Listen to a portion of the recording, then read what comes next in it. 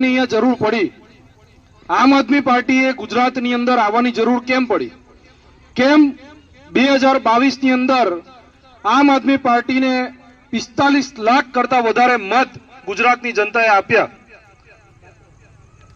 કારણ કે પહેલા કોંગ્રેસે રાજ કર્યું, એના પછી ભાજપ આવી, કોંગ્રેસે રાજ કર્યું, એને ઘણા ગફલા કર્યા, એને ઘણા ભ્રષ્ટાચારો કર્યા, ત્યાર પછી ભાજપ આવી તો લોકોને એમ થયું કે નહીં, ભાજપ હવે ગુજરાત માટે કંઈક સારું કરશે, અને એને સ્ટાર્ટિંગમાં સારું કર્યું પણ ખરું.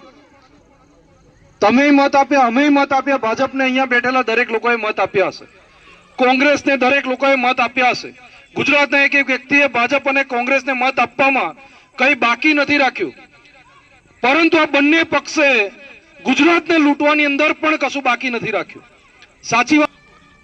ફક્ત અને ફક્ત બેરોજગારી, કદાચ એને નોકરી દરમિયાન મૃત્યુ થઈ જાય તો એના પરિવારે એની જે કંઈ પણ છેલ્લી માંગણીઓ હોય એ માંગણીઓ માટે પણ આંદોલનો કરવા પડે. આપણા જ ગામોની જમીનો લઈ આપણને આટલા ખારા ટેકરાવાળા રોડ આપી દીધા. એક સારો રોડ આ ભાજપ સરકાર આજે આપણા દહેજ તાલુકાની નહીં, ભરૂચ જિલ્લાની નહીં, આખા ગુજરાતની અંદર એક સારો રોડ આ ભાજપ સરકાર નથી આપી શકી.